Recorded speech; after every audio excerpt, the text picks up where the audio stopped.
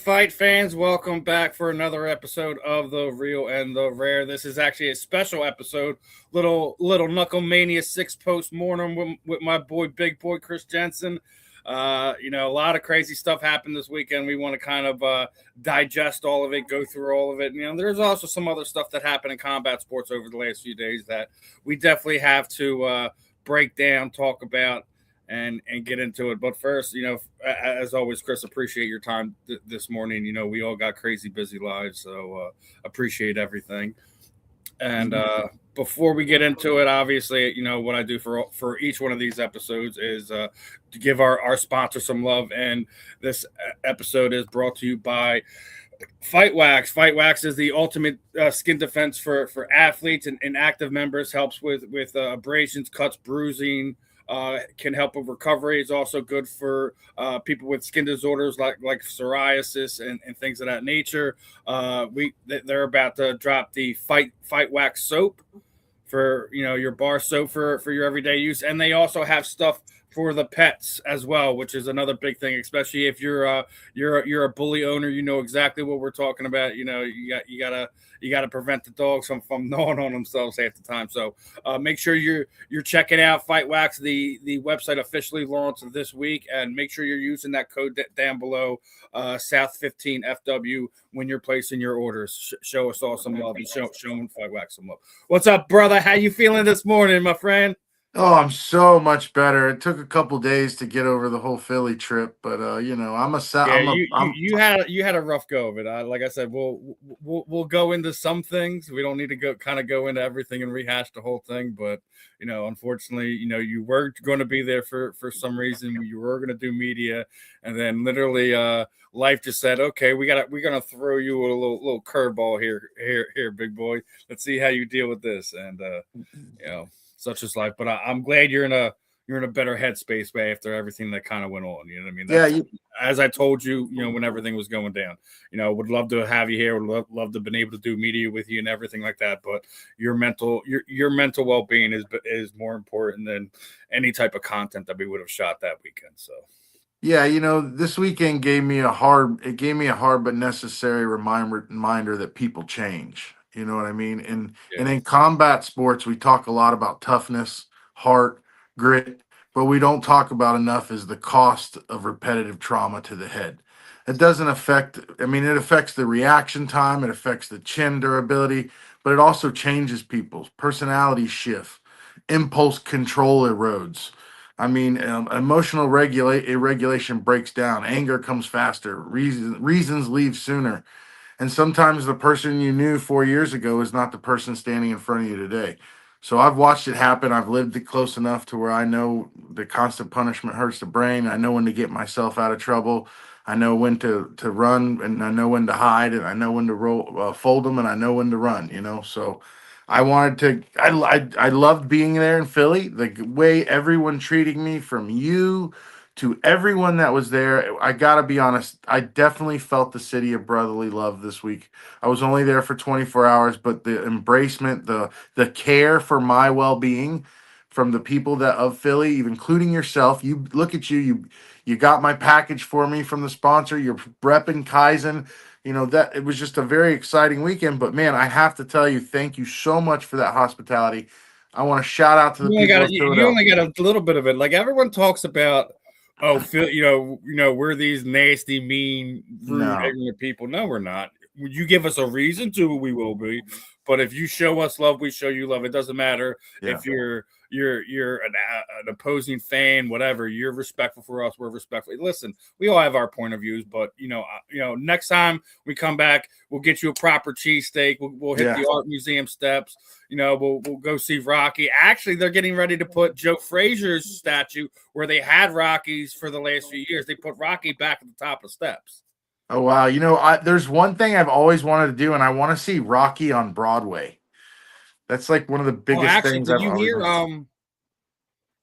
did you hear that Amazon is doing a movie? Oh wow!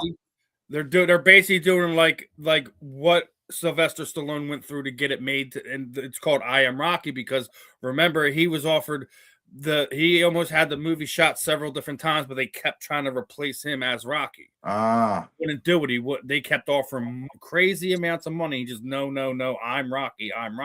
Yeah. So that became the name of this movie. And actually, big Philadelphia Eagles fan Scott Teller landed the role as Paulie, right? Oh, wow. And he's a freaking dead ringer of Paulie. I'm not even kidding you.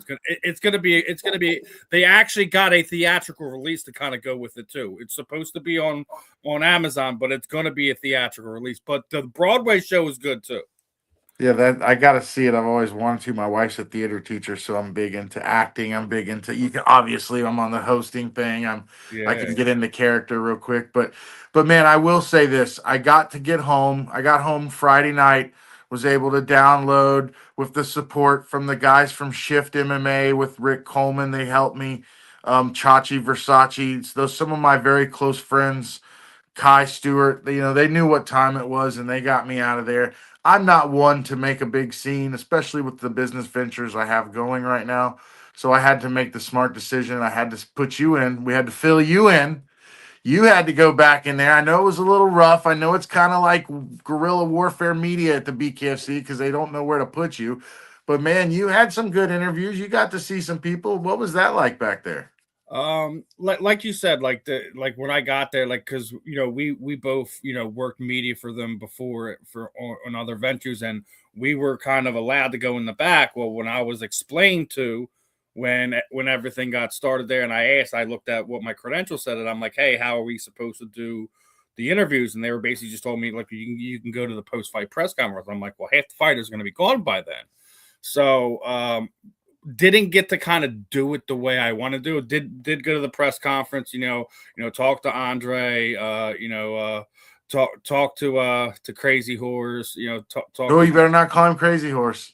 Yeah, I know we can't call him. Pissed. That's how I remember him though. I know he's felony now. Yo, you ain't lying. I interviewed him once after he changed his name, and I kept calling him Crazy Horse. Yo, he was getting so mad at me.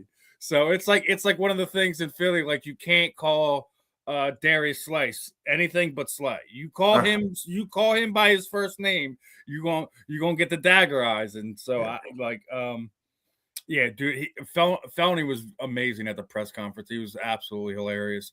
And it was probably listen, I'll say one thing. Go ahead. I had a problem with that night. Like, granted, I didn't get to do media the way I wanted to, but like we can't always have our cake and eat it too. But the thing I didn't like is just some of the Philadelphia media and content creators are in media row cheering, hollering, for the Philadelphia guys and stuff like that. And I'm like, dude, what the fuck are we doing?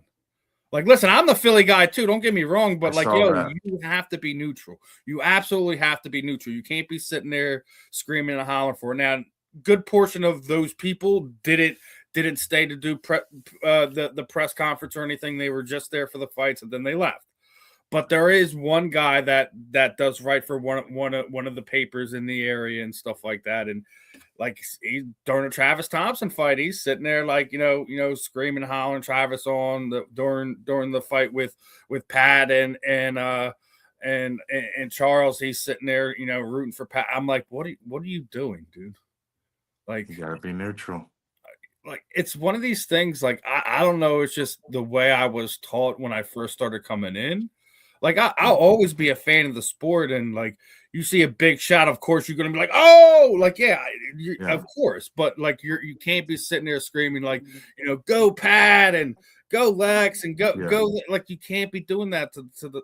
I get it. They're our hometown boys. They're always gonna be our hometown boys. But when you put that pass on, you have to put the fan aside and there's a way you need to conduct yourself. That's why, like, a lot of times, for the most part, I don't take photos unless it's somebody like I've already known for a while. And like we've already had that rapport. We've interviewed, etc., had conversations outside of just doing that. Like, I took a picture with Britain, but I've interviewed Britain way before she even was the world champion. It was like, I think it was like her first or second fight.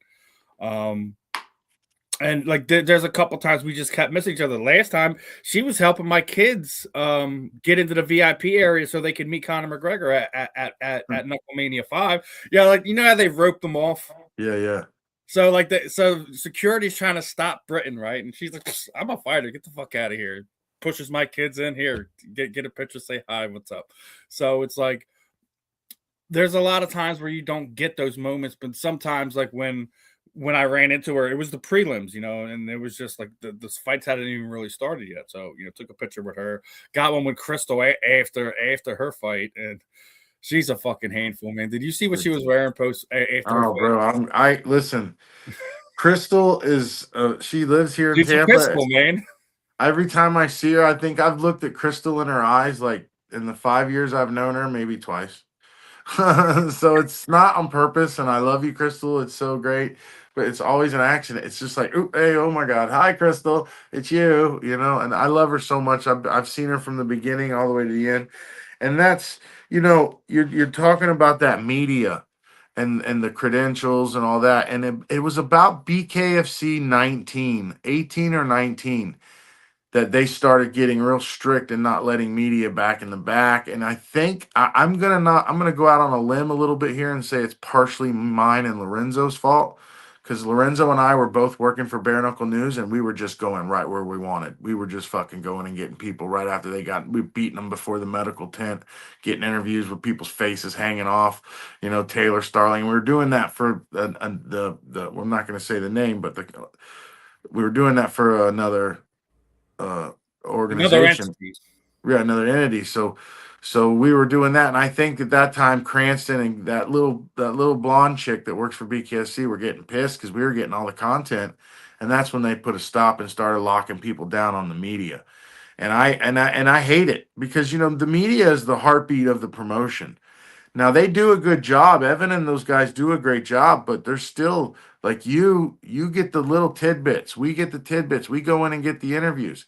I think the best time to get the interviews is at weigh-ins press conference because at the fight night they're gonna be. It's so hard. But again, hey, these guys are there. People like Britt and Hart, they come looking for their interviews. They know their PR work has to be done. It's important. It's a lifeline of this business, and that's where it's hard for people like me to separate ourselves. And you said something that I really respect, Steve. You said that you're neutral when you're watching the fighters. You have to be. You know how hard it is for me to do that? Because these guys are all my friends. Lorenzo and Dave both came up with me through the amateurs, both got pro contracts from me. Jessica Borga, Jared Warren, all these guys came up. So when they fight each other and when they're fighting my friend, man, it is so hard sometimes. The hardest one ever for me to watch was Gian Herrera versus Abby Vasquez. They were both my friends. Rest in peace, Gian Herrera. He passed away, but they were both my friends. I had to turn my back and not watch the fight because it was that bad. But again, in media, you have to be neutral, and that's a very respectful thing that you brought I'm up. gonna I like I'm it. gonna tell you a story, right? So when I was, this is probably 11 years ago. So this is before my kids were training down Henzo Gracie Philly, where Daniel Gracie's gym is and stuff like that. So run into a lot of the guys. I was interviewing a lot of guys there. So I was covering Cage Fury Fighting Championships and um, heavyweight champion Zhu was about to fight one of the Jersey guys. So it already had Zhu on and was talking to him, and he was just like, we were going back and forth about things. I was like, if I'm you, I go and try to drag him in deep waters, test his gas tank.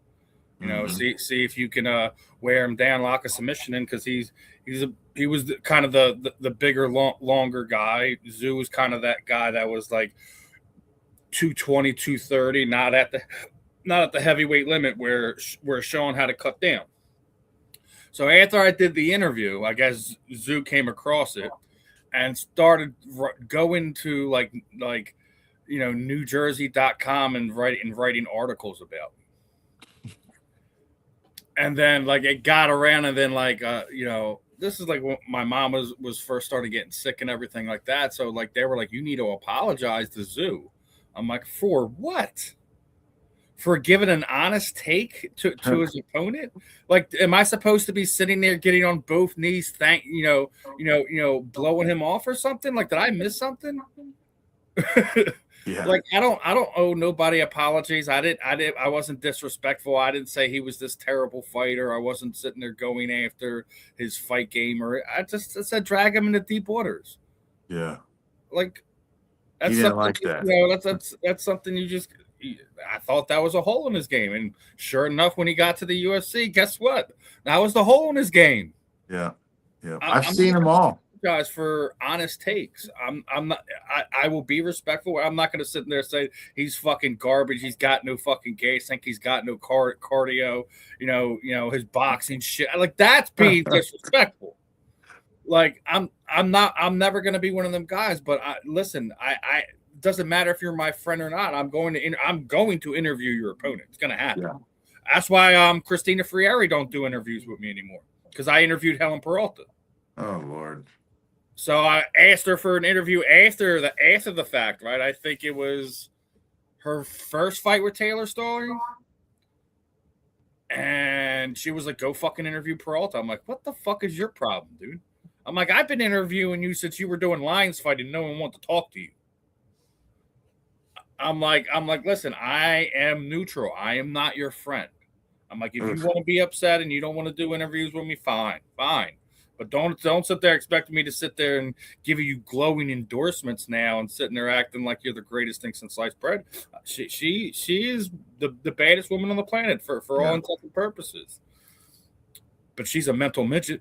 Yeah, I did it. Listen to this one. Take anything away for how great she is in the cage, in the ring. She's beautiful violence in there, my friend. She is. Yep. Now listen to this one. But as far as the personal interaction type thing, you're a mental midget. I'm sorry. I cornered against a guy twice, and then interviewed him in the post-fight win. So I cornered Nick Villar against Dodson's brother. Dodson beat Villar. I went backstage, put my suit on, and went to doing post-fight interviews with Dodson. And in the fucking interview, I went, well, I was cornering against you. We didn't do too good. How'd that feel? And I think I did it too with Torres and Calamus. Something like that. I did that. I did way back in the day as well. But I did that a couple times, and it is hard, man. Being neutral is hard to do it, especially if you do have some kind of tie with the fighter. But again, you have to understand that that's your job, and that's what you're there to do. But this weekend's fights were crazy. I think I want to start with I just want to start right off the top. I want to start with Big Ben Arlovsky. That shit was that was fire, dude. Yeah, it was. The guy's head was falling off. Like, Big Ben's scalp is falling off. There you go, right there, brother. Arlovsky scalped this dude. Like, no offense, but I knew it was going to happen. You don't beat a man twice and think you're going to come back, and you don't lose to a man twice and think you're going to win a third time. It's just not going to happen, especially to someone like that. Happen. Like, listen, me and you talked about this. I've talked about it on this network. Each of the last two shows I've done. It's a fucking Disney story, man, what Andrei Arlovsky's done. Yeah. He's a three-sport world champion. He's a Sambo world champion. He's a MMA world champion. He's a bare-knuckle world champion. He's beaten cancer 3 times, 2010, 2012, and 2025. In less than a year after his beating cancer, he becomes the bare-knuckle world champion at 47 years old. At 47 years old, right? I mean, if that's not a fucking Disney movie, what is, brother? So wait, if he was beating cancer at that time, he was fighting dirty boxing then. I was in a locker room with him. In remission. In remission. Holy shit. Not just that. Go look at his MMA career. There's not more time during that time frame. It's less than 6 months between each of his fights. Now he beat Chase Sherman. Even when he was beating it back then, he was still taking fights. That's what I'm talking about. That unstoppable spirit, man. Just like he has embodied the spirit of the warrior to a whole nother level, and you just can't help but smile and just be like, man, like that. That's what you want people to aspire to be. And what is his nationality? Croatian or Russian? Um, Let's see. I'm gonna see what that is. Good question. I think he's Croatian. I don't know. That's Krokov. Andre Arlo, because that is a. Here we go. Arlovsky. He is. It says United States. I know he trains down there. I know he's my teammate. I'm American Top Team, and he trains down south. yeah. Let's see here. I want to see what his Andre Arlovsky's nationality is. Yeah, but that dude is a monster. Oh, he is a Belarus. Belarus. So what's Belarus?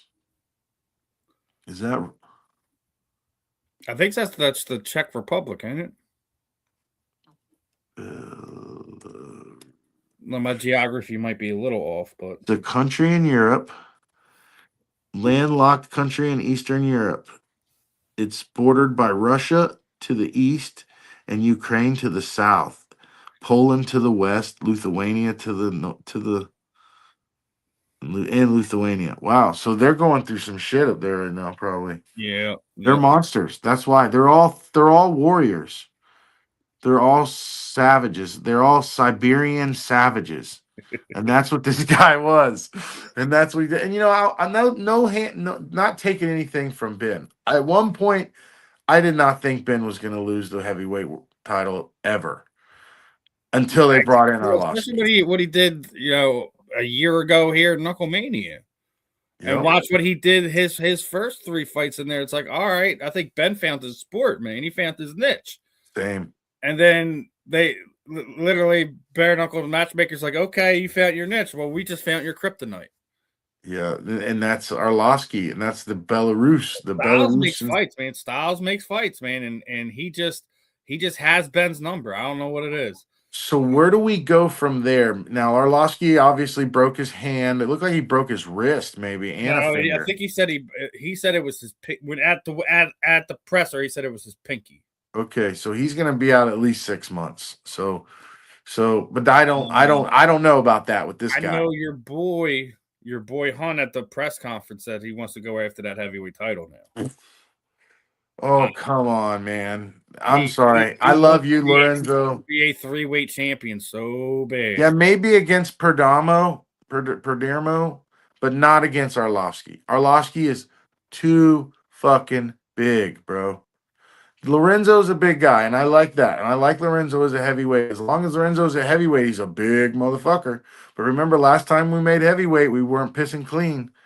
So let's talk about that. And Arlovsky's a Yeah, big dude. we do have to talk about that because he didn't beat Terrell. He lost that fight, and then it cost him 18 months. Right. So Whatever he was doing, whether if you think he was cheating, whether you think he took supplements, whatever you think it was, it cost him 18 months. yeah, it cost 18 months and it got a lot of ridicule. And I think heavyweight is just a little too big for him. Yes, it's easy to make heavyweight. But when you got guys like Andre who are cutting 40 pounds to Yeah. get to 265 and then going and eating at the Outback Steakhouse that night and being back up to 300 by the next day with pec muscles on the back shoulders. Like he has chest muscles in the back of his shoulders. I was in the locker room at Dirty Boxing cornering Rob Perez, and Andre Arlovsky was back there hitting mitts, and the fucking ground was shaking every time he hit the pads. Boom, boom, boom. And I can hit the pads pretty hard. But this dude, I was like, and I'm not scared of nobody. I'm not scared of anybody, but I was like, nope, not fighting this motherfucker. You know what I mean? Like this dude's a bad son of. And then same thing when I met Ben for the first time. I was the first person to interview Ben Rothwell when he got to BKFC. I'm standing right next to him, and I'm just like, nope, I'm retiring or going to 205. Huh. Like I'm not getting, and I put Ben's fist up to my head, and it was the same size as my head. So that's gonna be next. And Is that's gonna another be thing. Andre, they have the same size hand. They're like I think they're both like 34 inches or something like that. so now I'm seeing Andre Arlovsky versus Perdermo. And now here's the cool thing about this fight. If that happens, it's gonna definitely be in Miami because Arlovsky lives down there in Boca. Perdermo's based in Miami. That's going to be another main event, probably. I'm gonna say July. Let's see. Let's see what their card. I'm saying they're gonna. Nah, Arlovsky's not gonna be ready by then, so it could be October, November. But if they got that, Perdermo asks for that, it's gonna happen. Now, I talked to Arnold Adams, and Arnold Adams told me yes, because he's still he's been a little quiet the last year. Now he told me he was thinking about going to 205. So off record, he told me that. So I'm gonna just say that if that was to happen, that would be a bad man at 205. He would be bad. Watch him and Hunt do it at 205. There you go. Oh man, there it is. So you got to see, those are the things that are going to blossom up. You just hit it right on the head. And then 205, that makes the most sense, right? Yeah, that and I know Lorenzo wants to get paid and he wants big fights right now. I really do get that. He's got the momentum going. He's been the real king of violence of bare knuckle, not the fake little belt thing that Perry's been running around with. He's been the real king of violence. Let's be honest. And I have no skin in this game. He's not my boy. He's not somebody I've covered, interviewed, or anything like that. You can't, anything he's has said even over the last week. Tell me where the lie is. Outside of the fact that he said he was going to put Mundell in the hospital. Outside of that.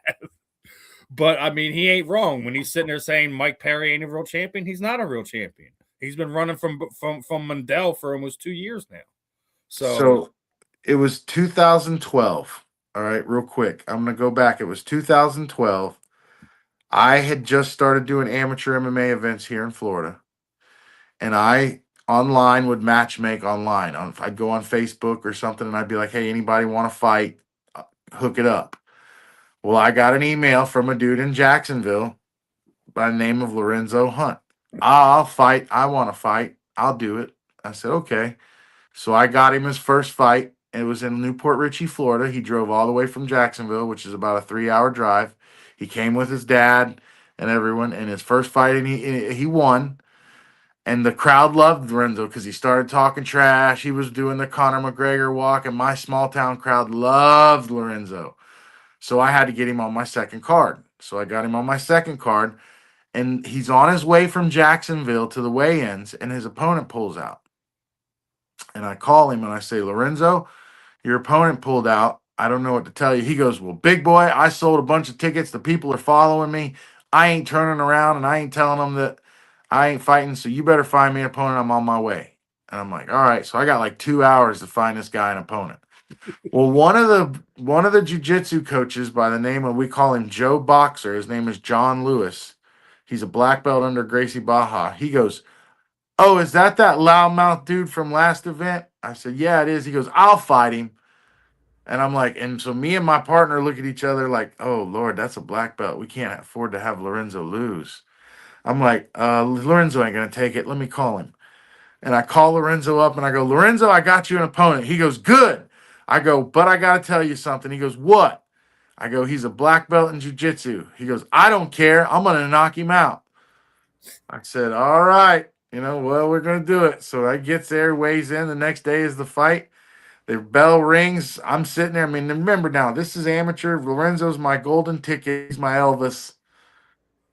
This guy, I don't want him to lose. Lorenzo goes out. I swear, the video, you can find it. It's on Fightrepreneur, whatever. I'll find it and I'll post it for you. I'll get a link. Lorenzo hits this freaking dude in the head, this black belt. The dude does a backflip, literally does a backflip after Lorenzo hits him. And Lorenzo just goes to beating the out of him until the ref stops the fight. That right there, I was up in the hotel room that night. I had rented the whole floor of this crack hotel. So when I do my MMA events, Lorenzo, he'll justify all of it, everything I'm saying. When I do my MMA events, I rent the whole floor, the whole top floor. And so I'm standing up on the top floor. Lorenzo's downstairs shadow boxing the night out, or the day of the fight, or day after the fight. I don't remember. And I look down at him. I go, hey, man, you're going to be a fucking champion one day. You know that, right? He's like, I hope so, big boy. And I followed his career. I match made him all the way through the amateurs, all the way to his first pro fights, all the way up into giving him as a hug the other day at the weigh-ins. So he's definitely a story. He's another Cinderella story. You know, he's the good old American way, and I'm just very proud of what he's become. So Yeah. Getting back into some of these fights, let's kind of go through this, right? Obviously, we were talking about it beforehand. Is the fact that Patty Sullivan got starched again, oh my this God. time by an MMA veteran. Everyone has a few different names for him. Charles Felony Bennett, who at the time was 1-23 out of his last 4 fights, and he absolutely put a whooping on the Irishman Patty Sullivan. How excited are you to see one? Because I think if memory serves me, I think it was last time Felony had fought in BKFC was 5 years ago. Five Yeah. years ago, knocking off the rust and knocking out the hometown kid. Like we're talking about stories, right? There's another one, right? Yeah. Yeah. No, Felony, listen, with Felony, I go way back with him. I go back to his Pride days. He was training with us in Ocala. He's been a showman his whole career. Like, this man has the attitude of he's just having fun doing it. And I think that's where the 1 in 25 lies. And a lot of people were saying, you know, should Felony stop fighting? We saw him do the bare knuckle MMA. We saw him go back overseas and do some more MMA. We saw him do some that I I just think. think he'll fight anyone. He doesn't care what their record is, who they are, where the background. Nah, Like he'll fight anybody. he don't care. He doesn't care. And but him, fortunate for him at his age and at his time in his career, getting that win was probably securing another fight in his career, because they made a rule on the unified rules that if you have a boxer BSR on BoxRec over 4, mean boxing severity indexes, meaning how many times you've been TKO'd, how many times you've been knocked out, the commissions aren't going to approve you. And if you have 3 TKOs in a row, they almost 9 times out of 10 won't approve you. So for him to get that win, now that solidifies him for 4 or 5 more fights, and we're going to see him some more. So I'm hats off to Charles for doing that. I'm very proud of him. He's always been an inspiration. He's a hell of a showman. And man, what's next for Sullivan though? How do you pick up from I there? already, I've said it. Listen, again, hometown kid. I get it. From what I was explained when Patty first came to bare knuckles, he's a hockey guy, right? Yeah, So why don't you just put him at BKFC ice? there you go. That's what they need to do. I mean, look, Ice every time Wars. he's been given a semi decent opponent, he's been starched. Yeah, yeah, And like yeah. it's nothing against Patty, regardless of what I heard a bunch of stories. He was dealing with this medical thing and this medical thing, and he still took the. Like, I get that, but you still have to control your performance, and he wasn't in that. He wasn't in either one of those fights. Any one of the last 2 Knucklemanias, he wasn't in it. Who did he beat? He beat Kane Tomlinson? No, No, Kane knocked he him out the beat last Peterson. Knucklemania. It was the one in Yeah. between the. Yeah, yeah, He's had yeah. 3 bare knuckle fights. He came back. I think he did one of the fight nights here and won. Oh, he beat an 0-2 guy. Yeah, he beat See, an this 0 is what I 1 mean. guy. This is what I'm talking about. Yeah. And that's why I'm saying this. Listen, if the BKFC decides to give him another fight, they give him another fight. I think if I'm them, I use what cachet he has and kind of lend it to Ice Wars. What was that weight? 135 or 45? I'm I not think sure what the I weight because think that was they don't yeah. they don't want to ever really put it out there like that. They just say what weight class it is. Yeah, featherweight. So that was 45ers. I'd actually got a couple opponents in mind for him. There's a couple losers, like that Danny Pettit kid's a loser who's got 1-2. That's a good match for him. I know Chachi Versace's 125, 135, but that's a good match for Chachi. You know, I think there's some good. I mean, here's the situation. There's levels to this stuff. And obviously Sullivan has a level, and his level isn't quite Felony Bennett, and his level isn't quite Kane Tomlinson Jr. So we got to figure out where to match him and where he'll make good fights. But if he's a quitter, then it's on him. But yeah, man, I think I think he's gonna have to go to the drawing board. That's what I think. He needs if I'm him, I put at least a good 6 months of training in before I get back in there again. That's just me. Yes. I like again. I'm not a fighter. I'm no expert or anything like that. But I've seen enough fights. I've seen enough guys go in there and taking fights they don't need to be taken. I kind of feel like he needs to find his level up. You know what I mean? Yeah. What I didn't watch the Brendan Meyer fight. Actually, it's the one fight I didn't watch. Oh, the rematch. Yeah, I didn't watch that one. Where is it? Where is it? I'm looking at it now. But Brandon Myers always came to fight. I mean, he's a good showman too, but he's another one that there's levels, you know. But Yeah, I didn't see this one, so I don't know how I he did talked to against my time. I ended Brendan beforehand. You know, great kid. You know, Montez is a a Will Martinez guy. He was undefeated. Brendan, gave him his first professional loss Oh, when Brendan knocked him out at the last Knucklemania, and they ran it back this time. And I seen him after the fight. And he was just like, listen, he's like, I'm not taking anything away from him. I was dealing with a lot of stuff at home with my personal stuff. I'm not going to use that as an excuse. He did his job. He did his job tonight. He's just like, it wasn't my night. I wasn't there. I just try to put on a show for the fans and do what I normally do. So, yeah. And he said privately to me that they're probably going to run it back a third time. Wow, they're gonna do a trilogy on it. And it's tied 1-1 right now, right? Yeah, knockout a piece and knockout a piece. But I think Oh, Brendan knocked him out in the first round, and he got Montez in the knocked him out in second. the second round. So And Cody Russell, we knew he was gonna dominate that kid. That was yeah. I think no the fucking golden brainer. ticket kid had a great night. He had a great night. This one, right? Oh no, that guy. Oh yeah, listen. Yeah, that dude is one of your guys, right? That's Philly. He actually That's he the no, he's the Jersey guy. Oh, he's He's the the golden Jersey guy, ticket and he was winner. not. He stopped the Philly boy. Oh shit. So That sucks. technically, I mean, he is one of our guys because Jersey's like our direct neighbor, right? Right, right. But I mean, that was I was rooting for him. He's one of the guys that got the golden ticket at the tryouts. I wonder if we see him on that Fight Club tournament because that was his first Yeah, fight. that's see, and that's what now that's a good point that you brought up. I'm glad you brought that up. That's where I'm going with this levels stuff. So that's where they're gonna separate the levels, and they were currently doing that recently. It was toe the line. They were trying to separate the levels, and that's what you got to do is because you can't just go in. Some guys got MMA fights always going to do bare knuckle because 9 times out of 10 they lose their first bare knuckle fight.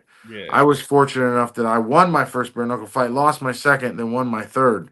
But by the third time, I knew what to expect. You know what I mean? Like it's yeah. fucking chaos in there.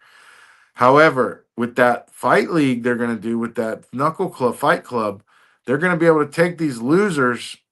Not just basically what Dave said is it's either they're a debut or they have one fight. They're trying Right. to grow the next star is what they're trying to do. Yeah, and notice those first 3 fights had 3 rounds. Did you notice that the first 3 fights of the Knucklemania only had 3 rounds? Even Lex was saying at the end of the third round, "I thought there was 5 rounds." So these guys for some reason weren't even told they were only fighting 3 rounds. They Yeah, were. and I found it weird that they did it to I'm gonna pull it up here to Oxidine and Yeah, Travis because yeah, these guys are veterans. Both of yeah, these guys, Travis is one of the OGs. You know what I mean? And yeah. Josh isn't a stranger to bare knuckle. So why would you have them do a 3-round fight? I don't know why they did that. That's But weird. I mean, first and foremost, hats off to Josh Oxidine, dude. Seriously, Good stuff. because coming from BYB with the smaller ring and the Trigon to come in here to the BKFC ring, a lot more room to move around, use his footwork. He looked like he was absolutely outclassing Travis Thompson, and that is not an easy thing to do. Yeah, no, and he's doing his little merengue dancing, reggaeton dancing. I'm Yeah, sure he yeah. pissed Feldman off, but Feldman hates that shit, but you know what? It's Yeah, part of the show. but he wasn't he wasn't overly showboating. He was Yeah, getting in his feelings. You know what I mean? it's He was. part of it, man. That's what it's a It is, showman. especially when you're getting off the way Josh was. You know what I mean? Yeah, yeah. I mean, I get why Dave gets mad. Like you could be doing that and you could finish the fight, right? He damn sure does get mad about it. I can Sullivan. get why, because Oh, that here this kind is of thrills the fans. That's what kind of that's what gets fans excited to want to be to watch that guy fight again. right. So it's like I get why Dave gets irritated, but at the same time, there's a reason why fans like to do that. Now you talk Kane Thomason, so we obviously got Oh God, I don't even want to fucking feed into this one. Jesus so Christ. he self-admittedly said it was a terrible performance. He did not like the fight. Um, he said, and I agreed, anytime that he touched Kane sat down. I agree with that. Anytime he would get a combination off, Kane would take a knee. Um, I'm They need to firing do both something with of the them. ruling. If a guy is consistently do that, they just stop the fight. I'm firing. I mean, if I'm Feldman right now on that fight, Kane Tomlinson Jr. is gone. I'm firing him. I'm taking him out of the. He's getting dropped. And then the cannoli kid is gonna get tested next. Well, he's been asking for it. He said at the post-fight press conference he's been begging Dave Feldman since the last Knucklemania for a step up in competition. That he wants contenders. He wants a top 10, top 15, top 5, whoever. Where is this He's like, I don't kid? care what the level is. I want to get to that next level. I want to rank contender. There it is. So And what was he Garbarino. talking about? Was he talking? I think he was talking about Sanchez at the press conference. So he's a middleweight. So yeah, Sanchez will fucking destroy that kid. There's no fucking way. Then listen. I don't know though, man. This is a eat or get eaten league, man. If Johnny loses, Johnny loses. So that's I a way don't for know him to go about back that to the one. drawing board and rebuild up. If Chris, if He Sanchez is 4-0 now, so he can afford to lose one, but that's a tough fight for him. The way he moves around, Sanchez is going to walk him down and eat that ass up. I think for that middleweight fight, man, this kid, I want to see John get tested too. Sanchez might just be a little too much. But that is a good fight. You're right. That Sanchez will love that matchup for sure. I like that and I fight. think Johnny deserves that billing. Get let him and Sanchez headline the next fight night here in Philadelphia, Yeah. and see what happens. Or you put him against Joe Elmore. Joe Elmore won that fight against Man, Rickman. you trying to get me upset because Joe's a guy like fans love, Joe media needs a loves. Like win, bro. he's just the most real, genuine dude you ever meet. Like there's nothing fake about Joe. No, I love Joe. He And needs a he win just though. the first thing that comes to mind, he speaks it. And that's like you just gotta love that about a guy like that. Had the pleasure to interview him beforehand. He's actually getting to get is creating action figures for bare knuckle. So, Joe if deserves a win. anyone catches this, make sure you go reach out to Joe. So you guys all get connected and start getting some of these action figures. That's the only thing that BKFC is missing is memorabilia. They Yeah, don't we have had access it. There was a to couple things came cards and through stuff like back. that. What's that? They had a couple beta tests come through back in the day, and at one point they even had like an interactive. When I fought for BKFC, we had to sign this thing where they had an interactive, like they had like a little action figure of you and all this, but it never fell through. It was always back when I was fighting with the BKFC, they were transitioning so much. Like I saw like 3 or 4 different investors come through that company before Feldman actually got it down packed. So they've tried so many different things, but when it comes to Joe Elmore is one of those fighters who have single-handedly carried BKFC on his back. He's one of the guys who have carried that canoe on his back. Travis Thompson, Reggie Bennett, or yeah, what's his name? Is that his name? Yeah, Elvin Brito, Jim Allures. These guys were the guys who their first shows. These were the dudes fighting Lorenzo and Joe. And Joe Elmore going now. He's 2-5. And he's every fight is a decision that could have gone either way. Yeah, like So it's something we talked about before, and like two of his losses probably should be wins. One of them, he took over in the UK, I think he won the other night. guy, all that stuff, and he's lost in these majority decisions. I thought that the final 3 rounds, Joe found his range against Mike, and he was putting them things on him. Now, I thought he granted, won. Mike had the big body shot knockdown. Joe's fucking scrawling around on the ground like somebody hit him with a taser, right? But he gets up and not just survive the round. Like he started giving it back to Mike. So it's one of those things. I felt that Joe very well could have won the last 3 rounds of that fight. But we don't do it off of damage, and one of them had it a draw. I wouldn't have been. I seen a thing like Frank Mir was sitting there saying combat sports needs to have more draws, more incentive for these guys to stop. Yeah, and I agree with that. I think if you feel like it's an even fight, make it a draw. Make it a draw. Are the fans going to be happy? No. But it's going to give that fighter a reason in the back of their mind why they don't want it to get to the end of the round. Joe landed more punches the entire fight. I mean, that's what I'm saying. Like I felt that he won the final 3 rounds. And then you look at Joe's face, and then you look at Mike's face, and tell me that Joe that Joe lost that fight. Joe have a cut, yeah, but he didn't look like the dude from Big Trouble in Little China. And I love Mike Richmond. Mike Richmond's one of the OGs. Like, yo, I got a pair of gloves from Mike from his Bellator days when he was fighting at 135 pounds, hanging on my wall. So I mean, Mike Richmond is he's an OG warrior, man. From the Bellator tournament days to being one of the main attractions here in BKFC. So I definitely got to give him his love. I fought the first bare knuckle fight that Richmond ever had. I was on the same card. It was Valor. He fought. Who did he fight? Oh, he fought fucking JC Lamas. And JC Lamas quit. He got headbutted, he said, and Mike stuck him. And he quit. So Mike's fight got put in no contest. But let me tell you something about that night. That night we had Sukajuru or whatever. We had Mighty Mo Sliga, Mark Godbeer, Estevan Payan, Ishii Smith, LeVar Johnson, James McSweeney, Mike Richmond, Josh Dreyer, and me. And I was the first fight. And this was like BKFC only had like 3 events. So back in the locker room, I'm standing there with all these legends. Whatever this Sudoku guy, he was real famous. And Mighty Mo Sliga, and they're all standing there, and no one knows what to expect. And I'm the first fight, so they're all like slapping me on the ass, going, "Go on out there, big boy, go out and so I went out there and beat the shit out of my guy. And when I came back, my heroes, these legends, were like, "Fuck yeah!" Mike Richmond was like, "Fuck yeah, big boy!" And our locker room that night fucking beat everyone's ass.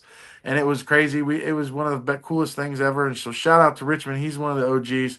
I love where this sport's going. I love where the family of the bare knuckle, the lifestyle's going, and it's exciting.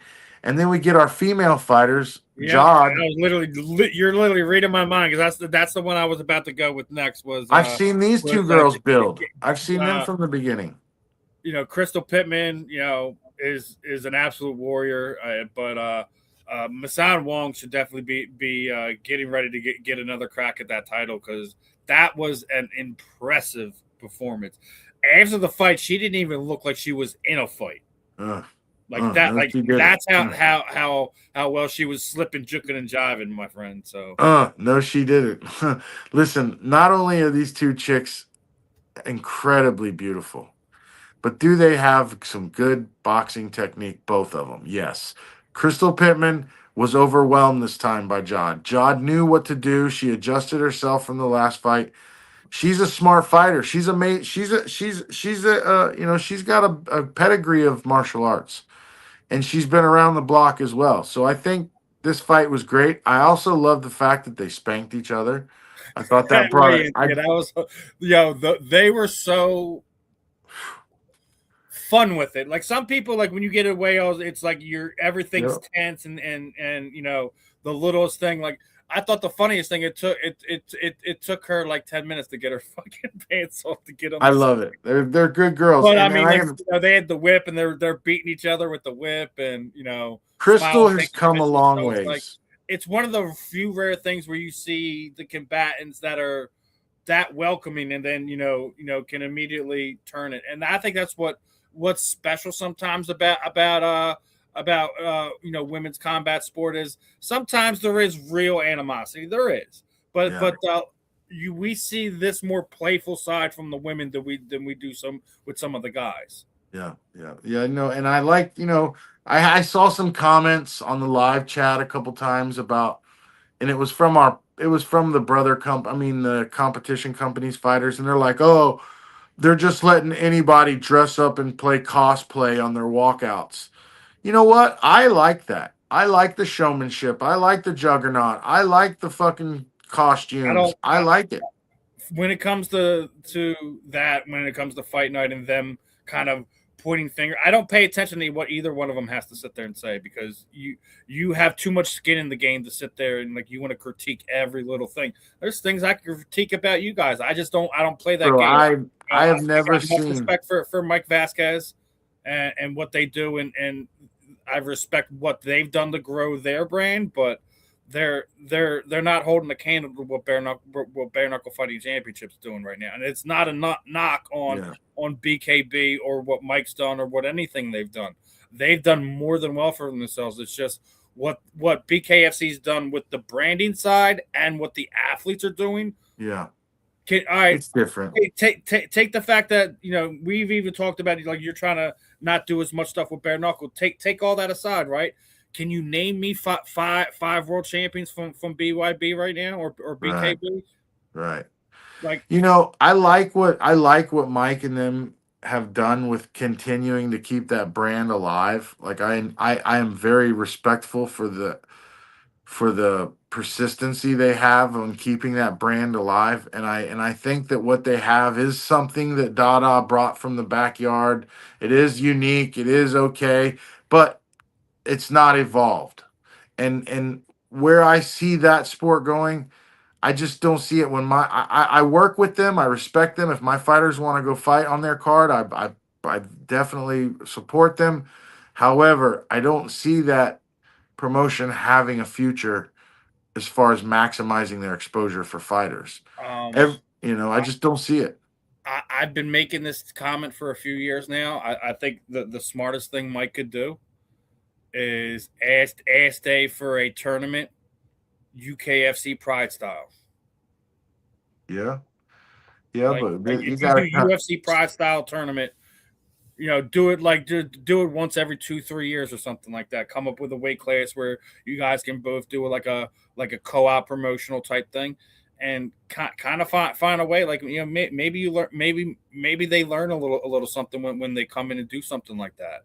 I I just think it think would be unique, but I think the problem would be like one revenue sharing and two the ring difference. I just don't see it. I just I listen. agree. I look at it. I don't think it'll ever happen. But if I'm them, that's something I would try to do.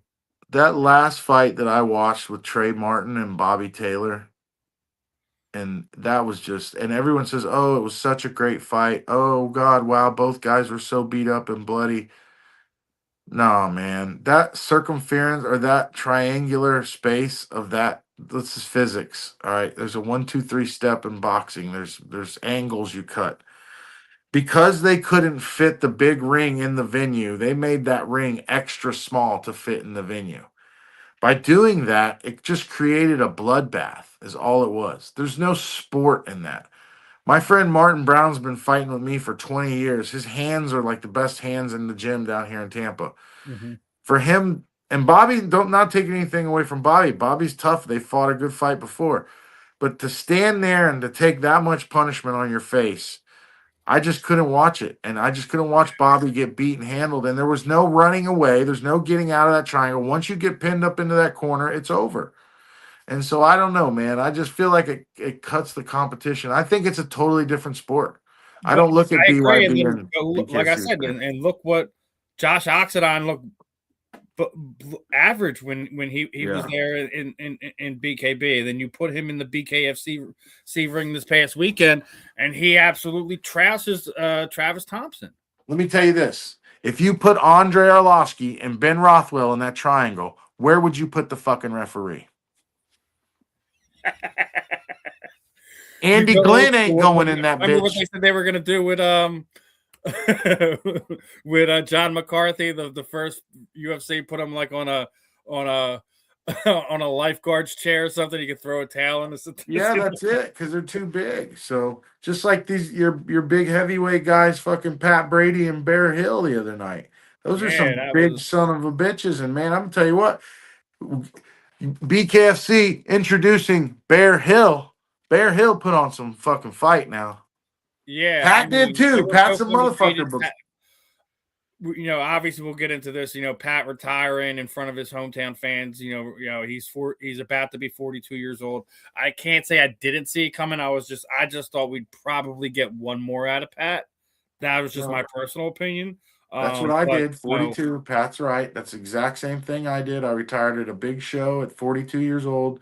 Your body just, it's not but even just your body, it's your mind at that point too. Because when your body starts failing on you at that age, you start losing your mojo because you start feeling like it's always going to be broke.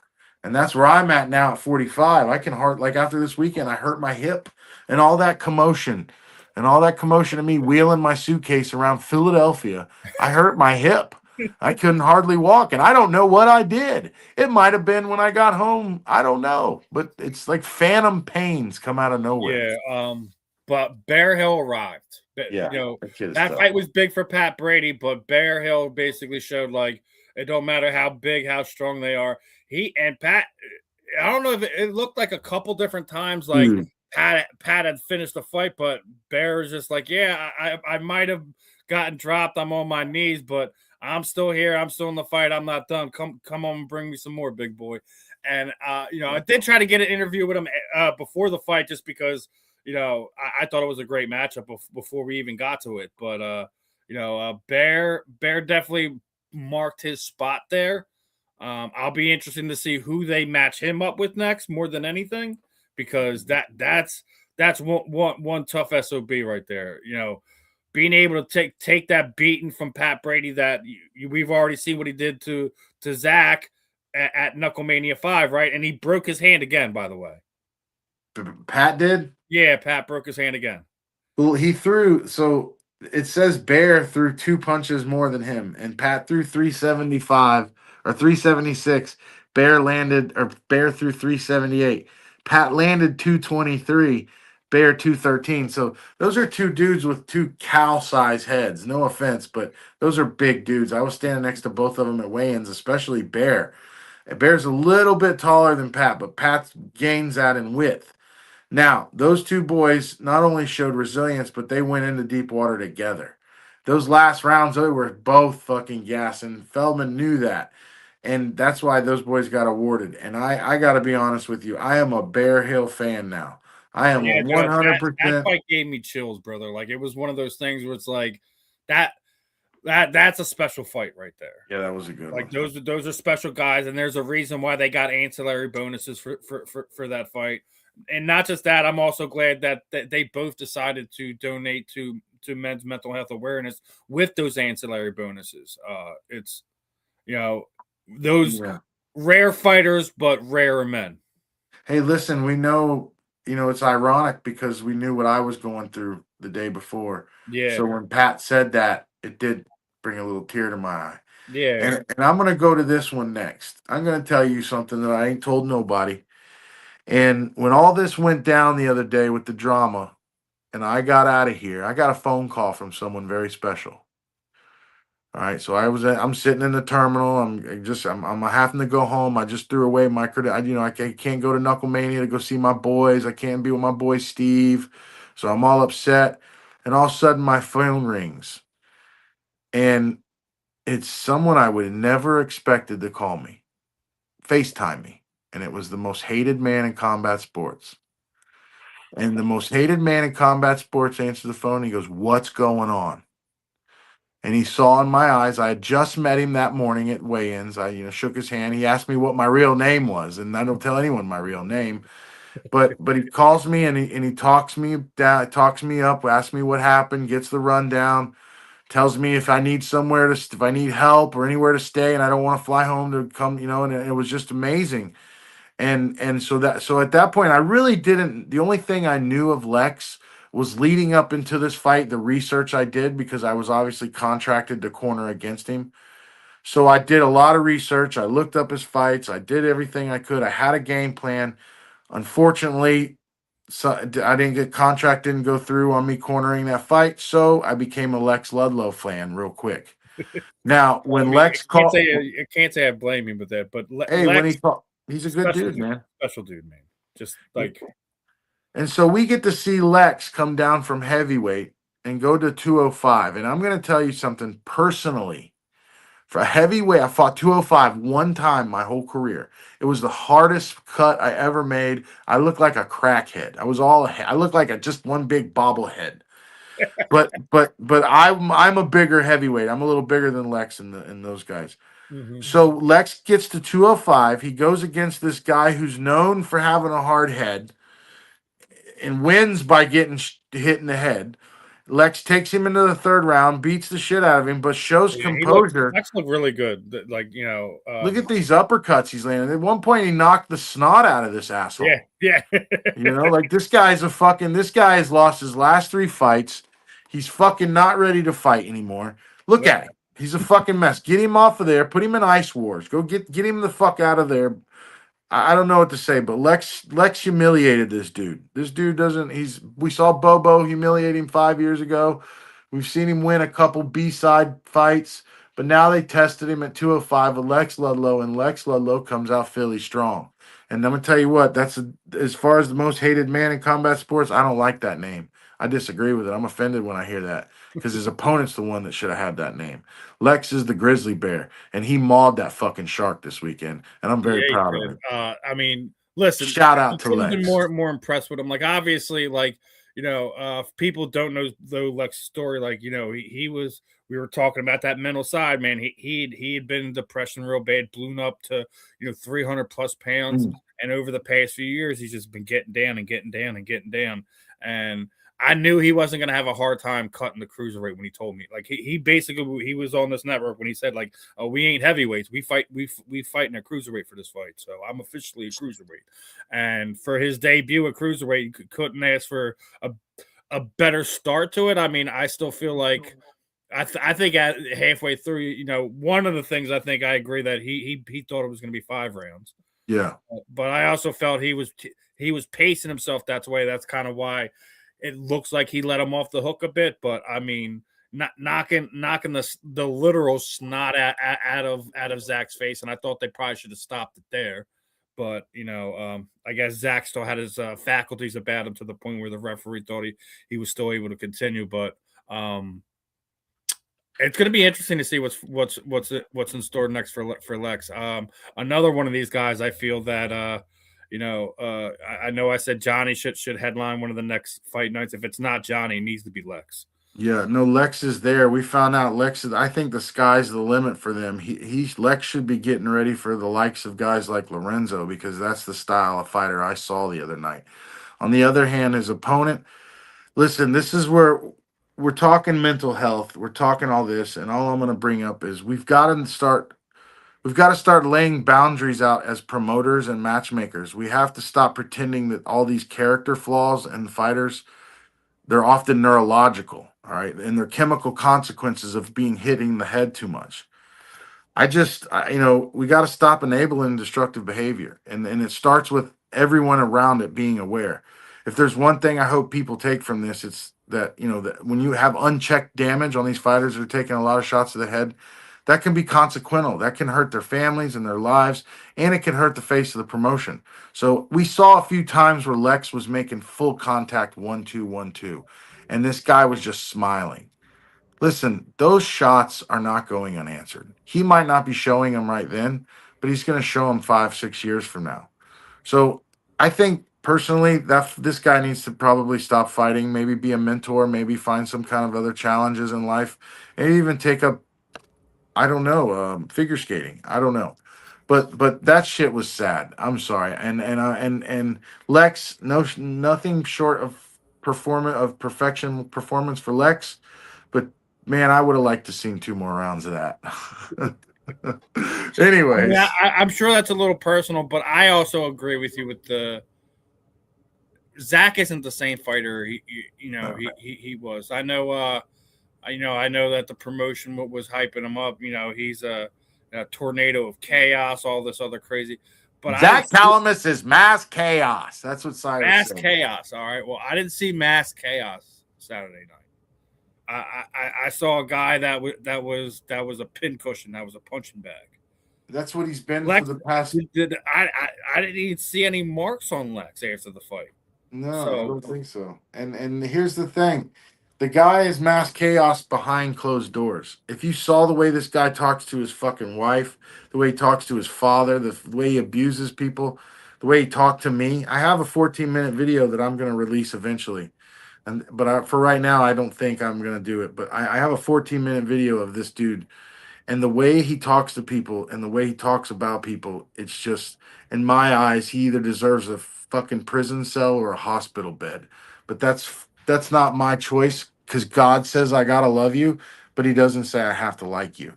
So I pray for him, and I think my biggest flaw in people, and I'm gonna leave with this because I gotta get going, Steve. I think I'm one of the more caring people in the world because I always see the good in others. And the reason why I do that is because I know the bad in myself and I hate it. I run from the bad in myself. Just like the other day when I was triggered, I don't like it. It resurfaces feelings, it resurfaces things that hurt.